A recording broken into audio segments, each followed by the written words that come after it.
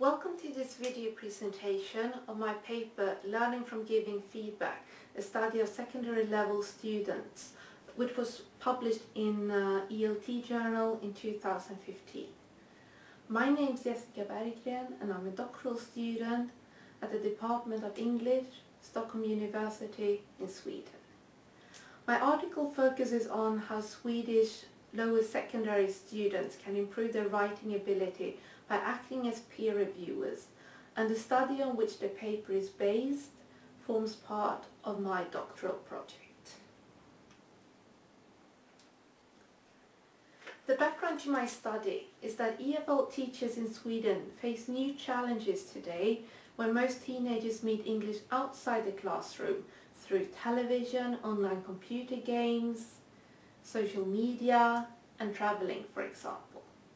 This exposure means that these teenagers are, in a way, responsible for their own language learning.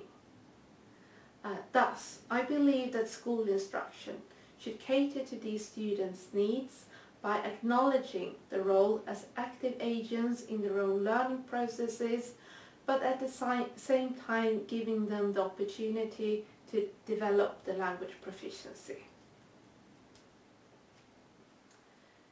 I suggest that one way of addressing these issues is to invite the students to take an active part in the classroom assessment practice, for example by implementing peer review activities as an integral part of teaching and learning.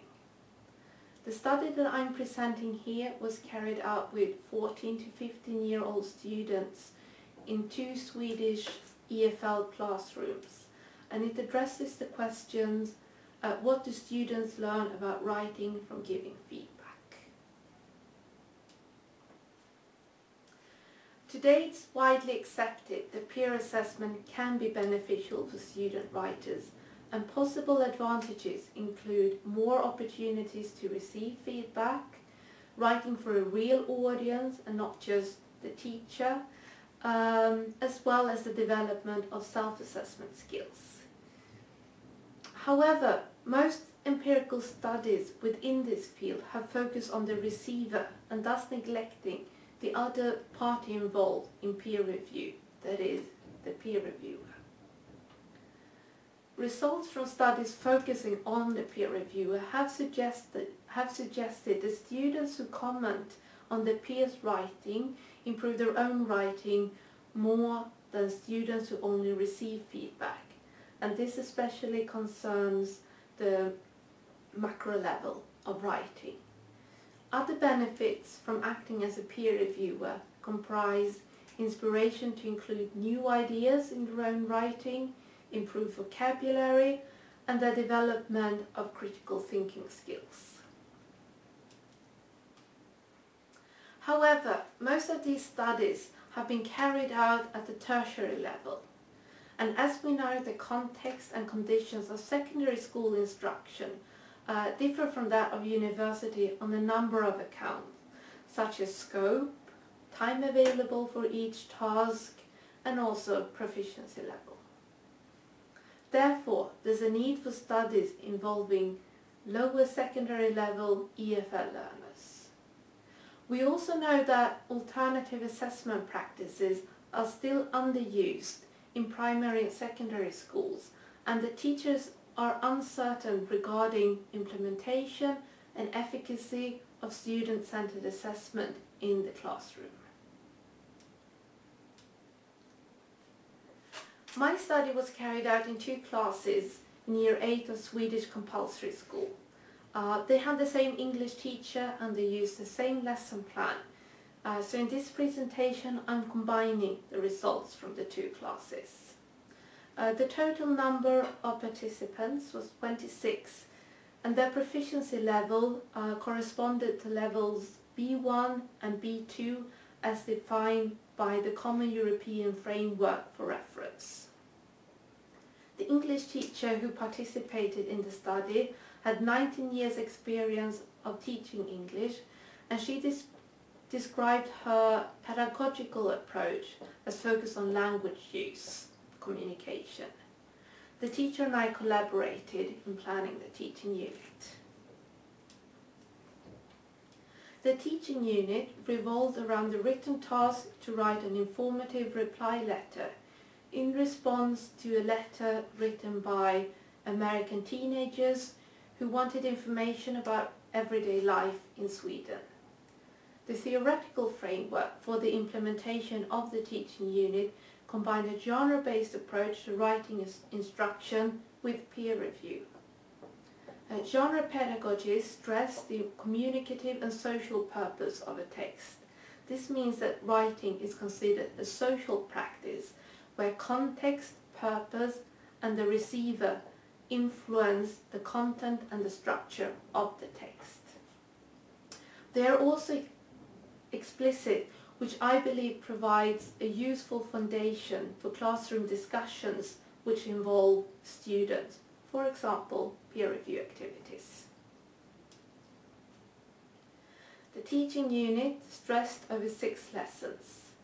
In the first lesson, the students used sample text written by former students to identify different parts of the reply letter, such as greeting, replying and signing off. They also discussed, for example, paragraphing and content, and identified strengths and weaknesses in the sample letters. During the next lesson, the discussion continued and resulted in a list of success criteria that the students used when they wrote their 2 subsequent drafts of the reply letter.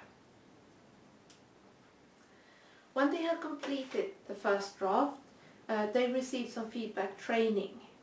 This training focused on identifying areas which could be improved, and the students were encouraged to explain why the identified problem was an issue and also suggest solutions. During the 5th lesson, the students read and commented on some of the peers' letters. This peer review activity was carried out in consensus groups, where the students had to negotiate and jointly formulate the feedback. And the result of this activity, or these discussions, was a list of written feedback comments. Finally, the students revised their own first drafts. Since the purpose of my project was, and still is, to examine the effect of giving feedback, the students included in my study didn't receive any feedback on their own writing before they revised their reply letter. Therefore, the only input they received was from the peer review activity. The data that I collected included the text produced during the teaching unit, criteria list, feedback forms, and first and final drafts of the students' reply letters. I carried out the analysis in 2 steps. First, I identified each student's revision changes and categorized them according to which aspect of writing they affected. And second, I cross-referenced these revision changes with the feedback comments produced in the students' consensus groups, as well as the content of the peer-reviewed letters. If this revision change could be linked to either a feedback comment or the content, I saw this as a sign of learning, that the student had learned something from assessing and discussing the peers' texts. I have a couple of examples. In this first example, the student has added the capital of Sweden to the second draft. When I looked through the feedback comments that this student's consensus group had produced, I saw that they had commented on explanations. Your explanation was really good. Since the capital of Sweden is an explanation, in this case of Stockholm, I've seen this where I saw a link between this comment and this revision change. In my second example, there's this girl who has added her age to her second draft. And in the content, in one of the letters that this girl reviewed, it says, "I'm 14 years old." So in this case, the student has been inspired by content in one of her peers' letters. And now to my findings, which focus on what the students learned about writing from giving feedback. I looked at the total of 495 revision changes, and they were analysed, and more than half of them, 57%, could be linked to either reading or commenting on peers' texts, which indicated that a pupil had learned something from the peer review activity. I'll present the findings through 3 categories ranging from the macro level of writing to the micro level. I'll start with structure and organization, move on to content, and finally vocabulary and grammar. This table presents an overview of the findings, where you can see how many of the revision changes in each category that could be linked to the peer review activity, and also how many pupils contributed to these links. So, I'm going to start with students learning about structure and organization in my study. Overall revision changes which affected structure and organization were quite few and consequently used by a small number of informants. Indeed, most informants had already grasped the generic structure of the reply letter in the first draft, which could explain the small number of revision changes. Still, it was interesting to see that peer reviewing seemed to have prompted the majority of these revision changes, and they comprised, for example, insertions of paragraph breaks to indicate a new subject, and also inspired by similar suggestions in the peers' writing, some pupils added genre-specific information such as a greeting or acknowledging the writer, which ensured that the letter fulfilled its purpose. Second, students learning about content in my study. I wasn't surprised to find that most of the revision changes to the final version of the reply letter affected the content. And this was especially additions in the form of elaborations of ideas and answers which were introduced already in the first draft. Content also counted for the highest number of links to the peer review activity, and these were spread across the class population. For example, nearly half of the revision changes that elaborated or clarified content from the first draft seemed to be influenced by the peer review activity. For example, comments encouraging the writer to elaborate or explain a point. Most of the additions in the form of new answers and new questions for the receivers, the American teenagers, also seemed to be inspired by the peer review activity. And it was interesting to see that all of the revision changes which resulted in new questions for the American teenagers were similar to questions or information found in the reviewed letters. Finally then, students learning about vocabulary and grammar. I could see that revision changes which affected vocabulary and spelling were mainly surface changes, which means that they didn't alter the meaning. In this sense, these types of changes didn't really affect the quality of the final version to the same extent as the macro aspects that I've talked about previously. Grammar revisions, for example, included corrections of subject-verb agreements and articles.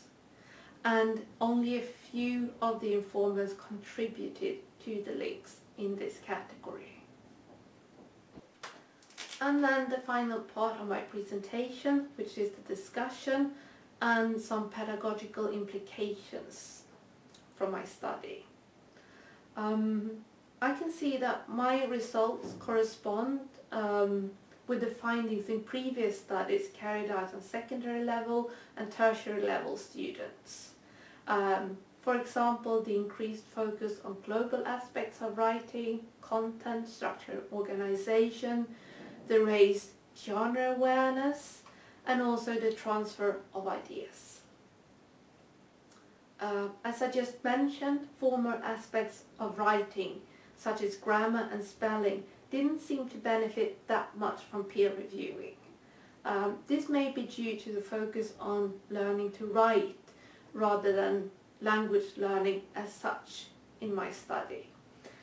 Also, discussing and formulating feedback concerning formal aspects demands some declarative knowledge and a joint meta-language that the students didn't have.